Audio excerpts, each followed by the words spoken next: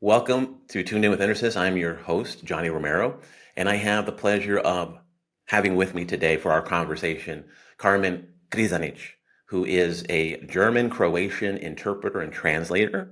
And we're going to chat, talk about culture, and have fun with this series of More Than Bilingual. Carmen, welcome. Hello, Johnny. I'm happy to be here. Thank you. My pleasure. So we'll just get started with some kind of just background of where are you located, what languages do you speak, and what was your introduction to being a language service provider? So I'm based in Slovenia right now for the last 5 years. Previously, I lived also in Germany for 5 years. In between, also in Italy for 1 year. But I am from Slovenia, and my first language is Slovenian. I speak German, English, Croatian, and now also learning Greek language. Good for you. Wow. I'm going to have to play catch up with you. Now I feel like I don't speak enough languages. So good for you. No, but Greek is not fluently. I started it. I give you kudos nonetheless. It definitely, I think once we begin this process of learning languages and culture, which is kind of part of our conversation, I think it becomes addictive, that you want to learn other languages because, again, you find kind of ties to, whether it's Latin or Greek, those origins, and it's really a lot of fun to kind of make those connections of the roots of these words. So very well. So then how exactly did you get into this space of interpretation and translation? Was it something that you always kind of gradually got into early on, or did this happen kind of later in your life? I think both translation and interpretation was coincidence. It was not planned. My family spoke German. We were encouraged to learn German language in the school. We had German and English. And when I started to work, I was very good in German language, and I started to work for German companies who were in Slovenia. So this was my first contact with translation. I started to translate contracts, meetings, and everything for them. And this is where everything began. Excellent. Very nice. So then let's talk a little bit first about the interpretation that you do. Is it consecutive, simultaneous, a little bit of both? What type of settings do you interpret in? I do both, but I prefer simultaneous. It is much easier for me. Consecutive, it's harder. It's especially if the speaker is speaking very fast, or if he is speaking long sentences or complicated sentences. This is where I get a little in trouble, but I love simultaneous. I do conferences also, meetings, also for European Commission, for smaller meetings, business meetings, and conferences. So it's everything inside. So then with simultaneous interpreting, which I do as well, and I do consecutive, but I kind of try to split it up to make it interesting, and I think it is a lot of fun for those that have that skill set, because it is something that takes practice. Do you do simultaneous remotely and in the booth, or is there a primary setting that you do the simultaneous interpreting in when you have these opportunities? I do both. In the booth, I started in the booth. Then later in these years, I'm doing also remotely, simultaneous, both. But in the booth, I prefer to work in the booth because you have also technicians are there. So if there is any technical issue, everything is covered, and you get to meet new people, and this is very interesting with our job. Very nice. Talking about, things that do come up, challenges, if you will, when you're doing simultaneous interpreting. How do you feel, let's talk about the booth and your setup. Everyone has their setup of how they do simultaneous interpreting. I've seen some interpreters that actually are able to draw while they interpret, which is amazing. And so everyone has their own kind of tactics that they use. What do you find is most helpful for you to, again, remain focused while it isn't as much muscle memory as consecutive interpreting? You still have to be focused and concentrated on what's being said. So what are some of those different techniques or tools that you use? What helped me with years is when I started with meditation. It doesn't have any direct connection to interpreting, but it helped me to find focus and to stay focused and to do longer sets of interpreting. I could do it longer and more concentrated. And the other thing which is very helpful for me is chocolate. Okay. This is if it's a long conference. Otherwise, only preparation. This is the best you prepare, the easier you will work, the more confidence you will be. And so preparation is everything for me. That makes a lot of sense. Yes, I'm with you yes. with the chocolate too. Dark chocolate or Anything, any sweet chocolate? Oh, sugar. okay. If there's no Okay. chocolate, candies, anything. Nice. Very good. Yeah, it's hard to argue that. No, I think having some of those things that do keep you engaged, because what I find, and you can tell me your thoughts on this, I just did simultaneous interpreting yesterday at a session that was about an hour and a half, which is quite long. There wasn't a relay, unfortunately. I don't generally like to do them that long, but nonetheless, it happens. So I think fatigue is something that's real for simultaneous interpreting, and obviously having a relay, having someone who can, maybe whether that's every 30 minutes or so, come in and give you a break. That's the ideal situation, but sometimes, again, like I just mentioned, you don't always have that. Having, whether it's chocolate or staying hydrated for sure, I think is huge. I think that's something that's overlooked by not the interpreters, of course, because we live it, but I think sometimes the clients. So we'll talk a little bit about that communication prior to an interpreting session to I kind of explain some of these dynamics of what is a relay, number one. Some of them it's a foreign topic to them. They think maybe we can just go on and on and Yes, there's no need for a break. yes. How do you manage that, and what are some of those dialogues that you have with them to kind of remember that these are some of the realities of simultaneous interpreting that will help us really do the best job and perform at our highest level? So I usually don't have any problems with explaining this. Normally clients understand or already know this. The more problem it is when you try to explain that you need some materials. This is, they just don't understand, and you really have to fight sometimes to get these materials so you can prepare correctly, because they say, oh, you're an interpreter, you have to know it. But it's a big difference if you're interpreting for the EU or you're interpreting for production company. You have to know the background. You have to know a lot of things behind, because it can go deep in the details. So the more material you get, this is for me the most important. And sometimes it can happen, you can get nothing. So they tell you, we will send something, and prior to assignment, you don't have nothing. So Right. this is, but today it's easier because a lot of things are online. You can find on internet or on YouTube, you find speeches or people. You can do your own research, but years ago, this was a big problem. Yeah, no, I agree. Yeah, and it's so much help that provides, having those materials in advance so that you can have them. I did have that yesterday, which Okay. was very helpful. Otherwise, having a very extended interpreting session and not having materials, that makes even more fatigue for you, because then you're literally having to put everything together as it's happening, and it's just Yes. not ideal.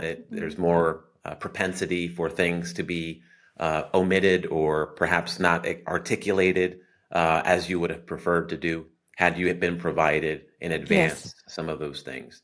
And then as far as overcoming challenges as they happen, again, we're human. And, when we're doing simultaneous interpreting, have you ever had the situation occur where you just get stuck, on something. Again, this is just part of what we do. Again, we're not machines, and Yes. it does happen. How do you kind of overcome that? Because you don't really have a lot of time to delay, because the more you delay, the worse it will get. So what do you do to kind of push through when you have those blocks? If it's on-site interpreting and I don't understand something, usually I try before I start to work, I try to contact the speaker and speak with him, explain him. Usually, if you are in the booth, we make signs with a hand, and I can show them if I don't understand. Maybe just wait a little, or he tries to explain it the other way, so I can translate it, interpret it correctly.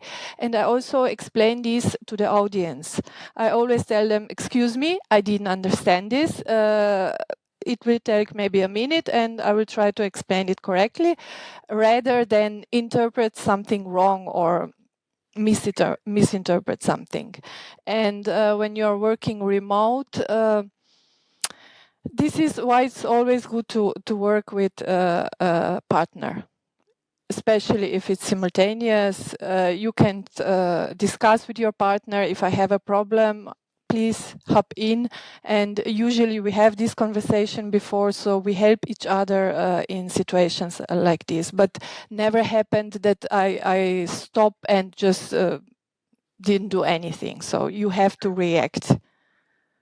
Like it. Yeah, no, that's good. And I think it really illustrates for those that are watching that maybe will be contracting, simultaneous interpretation for any type of conference, webinar, etc., the importance of really considering having a relay or having, two interpreters at Yes. least, maybe even more, depending on the length of the conference, right? If it's a full day conference, then that number increases for that very reason, because it really does create this dynamic where someone can come in the case of emergency or anything that just, again, for that purpose, helping out with words or context, that needs to be clarified, while you can, again, keep things moving in a natural flow. So I think that's really helpful for those watching that maybe are completely unaware of this whole idea Yes. of an Yes. interpreter needing Yes. substitution for these types of things. Unlike consecutive, where again there's pauses, there's opportunities to intervene and get that clarification in the moment. You don't really Yes. have that luxury for these types of conferences where you have numerous speakers Yes. Yes. and timelines. People are trying to get on and off, whether it's the virtual platform or if it's in person. So then there's just a different dynamic. Thank you for sharing that. Now, with translation, it's obviously a different mode. And for those that are watching this program outside the space of language service providers, it may be something to just note again that document translation is a discipline unto itself. It is something that requires training, expertise, and just because someone's bilingual, with our theme again that I mentioned in the introduction, more than bilingual, it really is fitting to kind of make that tie that while being bilingual is kind of the baseline for language, interpretation, it's also the baseline for document translation, but not necessarily qualifying someone to be a translator. And so how did you acquire your skills for document translation? And, how have you been able to develop, that craft, that art, which is document translation?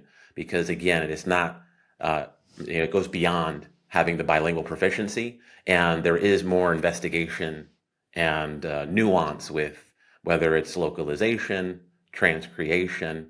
So tell us a little bit about how you got into it, and what exactly do you do to kind of continue improving in that discipline? I got into it with working for companies from Austria and Germany. They got contracts or technical documentation to translate.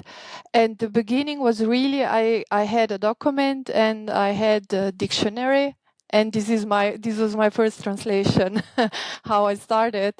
And from here, I noticed I enjoy this very much. Like interpreting, like translation, it's like I am in another mode, like it's a different world. I get completely sucked in the work, in the document, and for me in that moment there is only this document or this client. So I got very interested in this profession, and also I got a lot of support, especially with technical translation.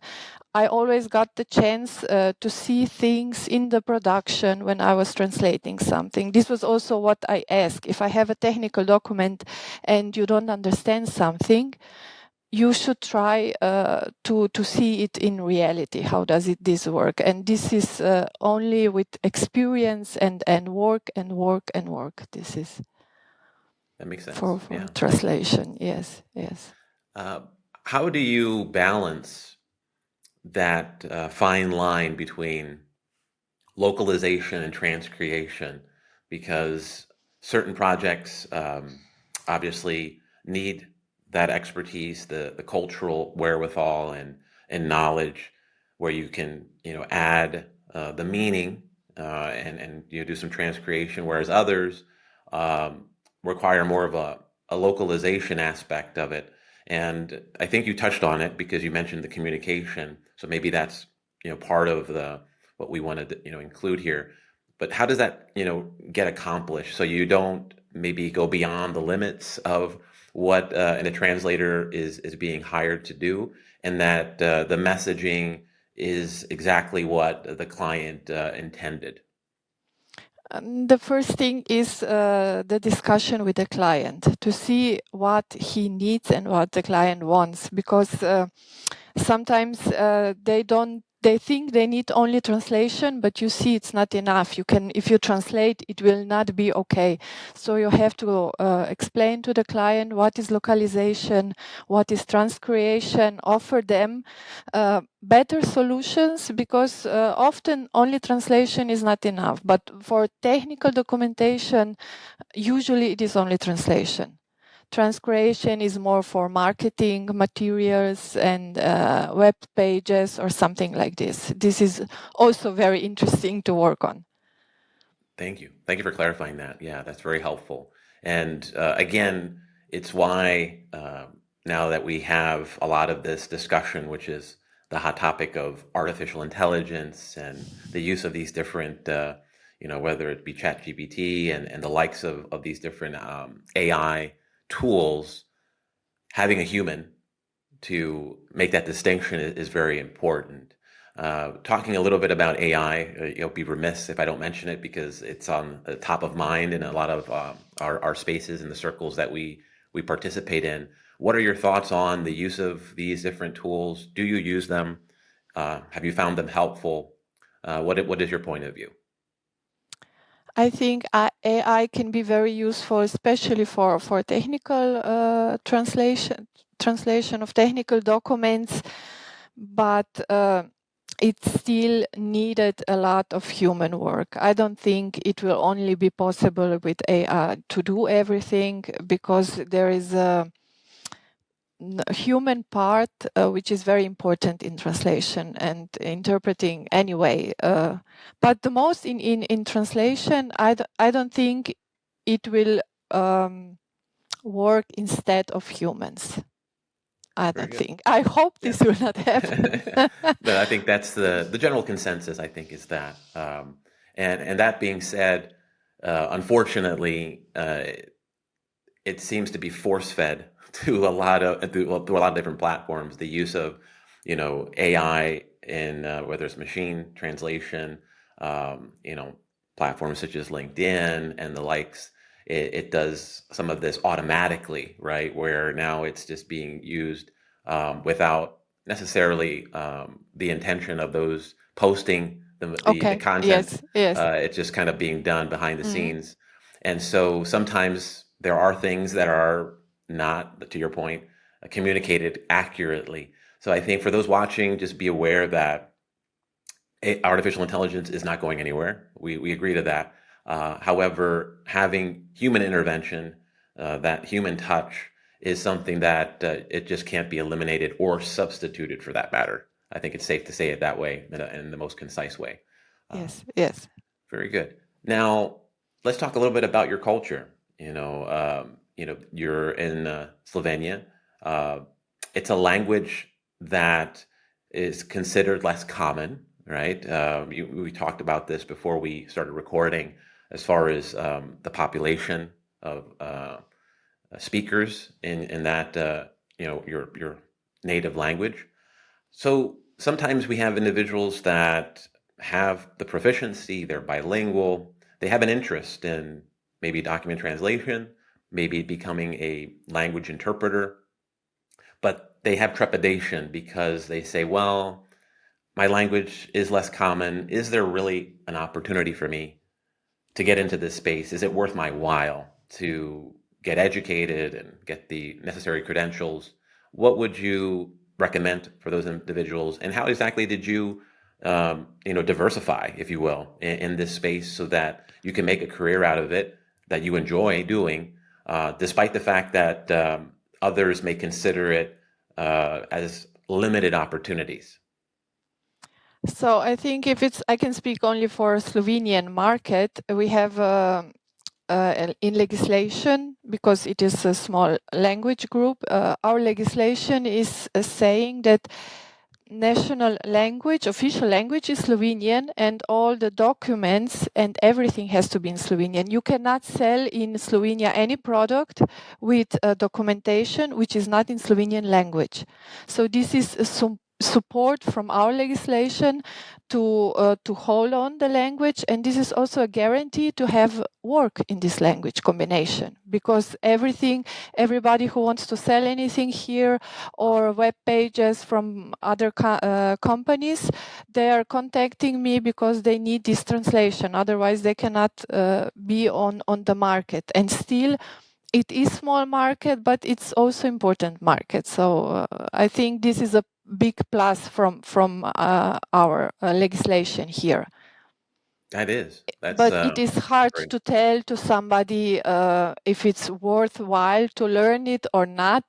Sure. If this is your interest, I think it will always be worthwhile. And if it's your calling, you will always find a solution, and you will always have the chance to make money with this.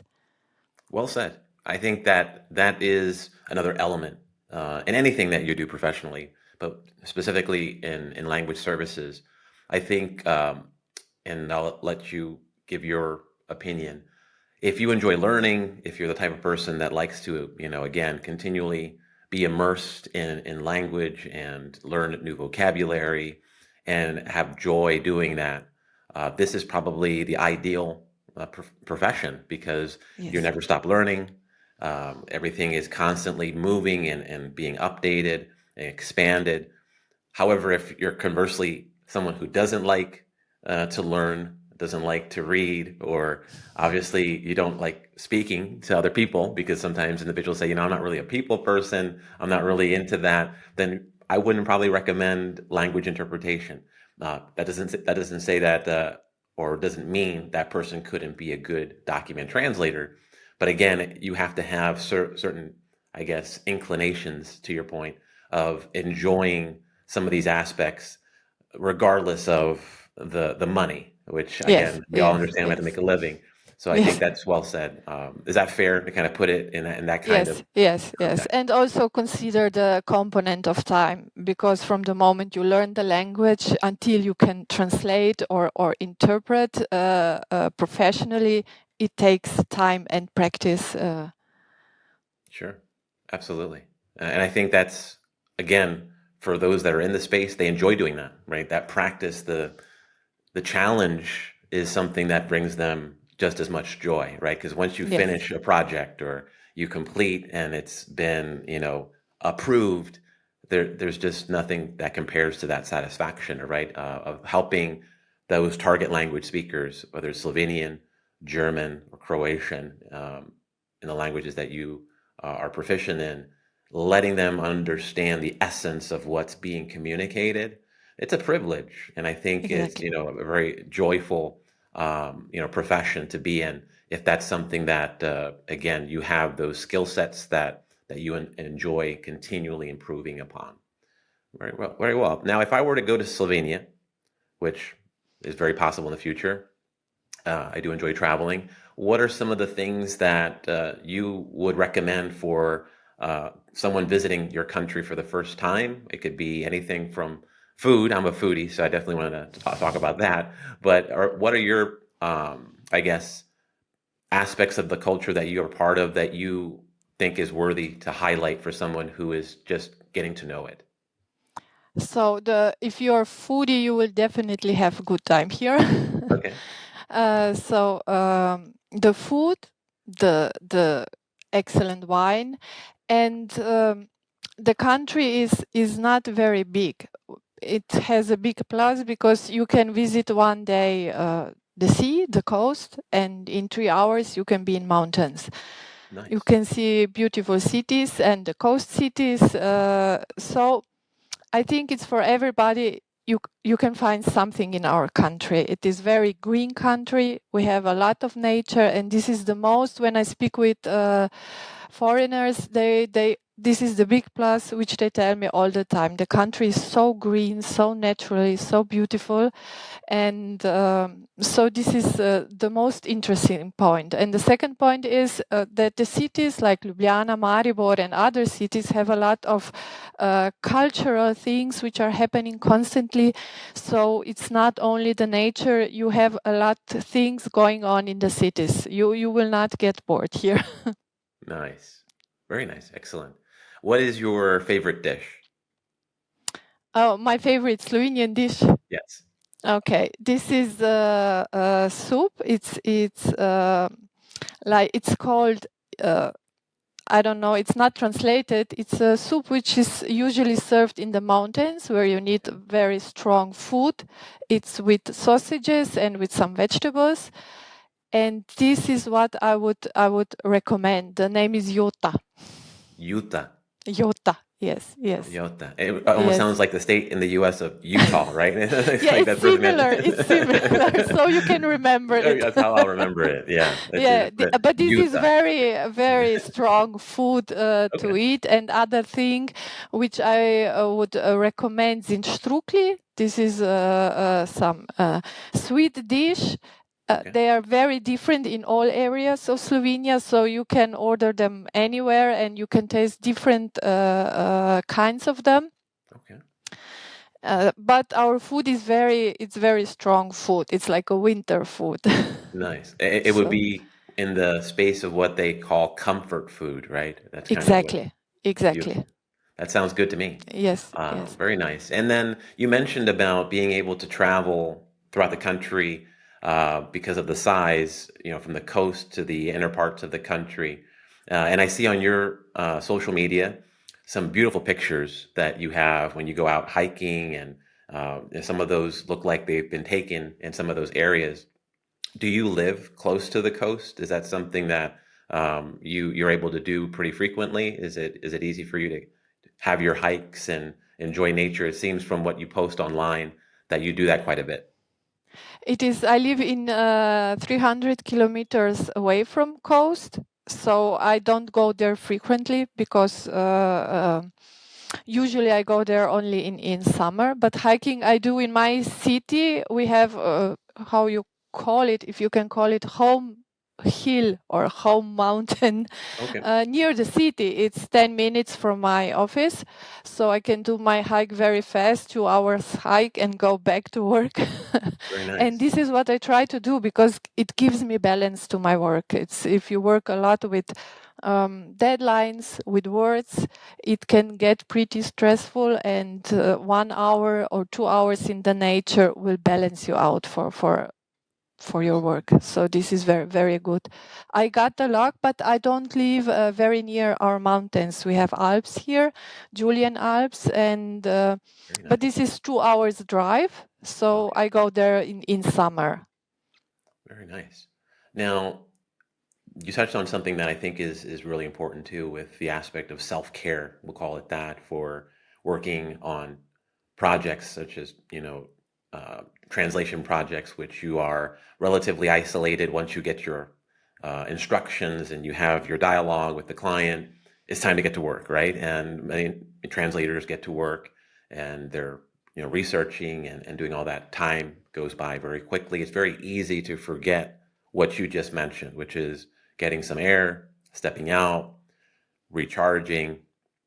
How do you find ways to make sure you don't forget? Because for those that are watching in our space, interpreters, translators, I think we've all had that happen where we get so involved in our assignment, time just, goes by so quickly. Next thing you know, I forgot to have lunch. It's already at the end of the day, and you wonder like, where have I been? So do you, set reminders, or what tactics do you use to make sure you're giving yourself that time for yourself that you need to keep that balance? I have on my phone, I have a counter of my steps. I try to make every day. So it also reminds me every day if I don't make my steps. This is what I try to do. And I think it's good to have it, because if you love your work or what you do, you forget. You are not tired. You can translate hours and hours and you're just not tired. Everything is okay. But after you finish, you see you need energy. So it became for me regular. I have to go regularly on my hikes. I have to make my steps. I go 2 times, 3 times a week to fitness for the back routine and everything. So I stick to this because I had time where I had this burnout, and this was a big lesson for me to not take it too slow with exercise and everything. Yeah, thank you for sharing that. I think it's helpful for everyone to, again, realize that sometimes the pressure of meeting a deadline, or again, we're doing this because it is our career and how we, pay for our lifestyle, right? Whatever that is. Yes. But yet, it's important to remember that quality of life is very important. And sometimes when we're doing these projects that can be feast or famine, right? Honestly, sometimes you can have projects back to back and then go through a period where you're wondering, wow, I hope I get another opportunity before the end of the month. Exactly. This is, but this is never stops. I don't know Yeah, why. This never stops. All the time you get these periods where everything gets slow and you think, oh, what's happening now? And then suddenly you get everything back. So that's it. it's Yeah, very unpredictable. exactly. And I think with experience and time, you learn to cope with that feeling of maybe self-doubt of, whoa, did I make the right decision? Am I really going to be able to continue doing this? Is someone else going to hire me? I think again, we're all human and those things happen. But to your point, it usually does work itself out as long as you're able to kind of just keep that balance. Don't ride the highs, too much, and don't ride the lows either. Kind of stay in that middle ground of Yes, yes, understanding that yes, yes. it's all going to balance itself out. Yes, yes. I So think the better you take care of yourself, the better your work will be. This was my lesson. I think that's really it. You nailed it on the head. I think that's really what is important to realize, that whether you decide to, become a translator or interpreter and make this a career in either or both disciplines, you need to you definitely need to buy time for yourself, to take care of yourself so that you can be ready when the opportunity presents itself. And that's why when I teach interpreters, one of the things that I include in that training is the reality that there isn't any overnight success. It's one of those things where you have to be realistic, realize that this is going to take time, be patient. However, if you're consistent with the quality of work that you do, it's going to work itself out, and clients will request you, repeatedly, and they'll also recommend you to other clients. And that's really how it is. I think sometimes the expectations aren't realistic, and then it can be very discouraging. Yes. Thinking that I'm going to become an interpreter or translator and immediately have more work than I can handle. And sometimes that does not happen without some, growing pains, right? Yes, And yes. some rejection. We all get rejected, and we don't Also, get every bid, we don't get every assignment, also, and yes. that's just kind of part of it. But you learn that it's not personal, and that maybe the next assignment's even better than the one you didn't get awarded. So, for those watching, take care of yourself.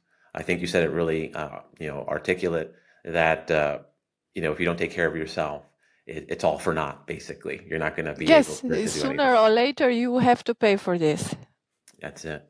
Yes. Now, I want to respect your time as we're kind of toward the end of our conversation, which has gone by really quickly. And again, for those that are joining us, we're here with Carmen Križanič, who is a interpreter and translator, German, Croatian languages specifically. And I want to kind of give you the opportunity, Carmen, before we wrap up. What would you tell someone who perhaps is having doubts of whether or not they should move forward with this, desire to, get into interpretation or translation? What are some good first steps for them, in your opinion, to take if they really want to give this an opportunity and explore it? What would you tell them? It is very important to keep learning all the time. And what I think also very important, networking, connect with colleagues, with professors, with mostly with colleagues from profession, because today networking is very easy, much easier than years ago, and you can gain a lot from this. This is you can build your own support group from networking, which is very, very important in this profession. Because it can be really, as translator, sometimes very lonely when you are working on your projects and you need motivation. And if you have good network, this is a big support and big plus. And this is, I think, very important. And preparation for all the assignments for interpreting, preparation is number one. Well said. So if those are that are watching in need of a native Slovene speaker, German or Croatian interpretation or translation, what is the best way to reach you, Carmen? What would be the easiest way to communicate?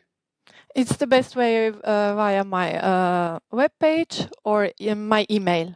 Okay, Or also call me. It's my number is also on my social media everywhere. excellent. And we'll share all of that with the links when we have this posted. YouTube, LinkedIn, Instagram, and all of those platforms. We'll make sure that we include that contact information, make it easy for those that are watching to reach out to you for any of those needs that come up. Is there anything that we haven't touched on that you'd kind of want to, include before we wrap up that we haven't already discussed? Only one thing, it's a really rewarding profession. For me, it's really rewarding, and for anybody who is interested in this, I can only recommend. Excellent. Thank you so much. I really appreciate you taking the time to chat with me. I'm sure it won't be the last time. We'll definitely follow up with you. Do you have any goals between now, that being said, as we're kind of in the first quarter of 2024? Where would you like to be at the end of the year, let's say, as far as any type of milestones or any type of goals that you have that you'd like to, reach by the end of this current year? Oh, this is very interesting. It is the mostly are the goals regarding interpretation, because these assignments are very important, and lately a lot of them are coming in. So I hope to work on more of these assignments this year, and this is my goal.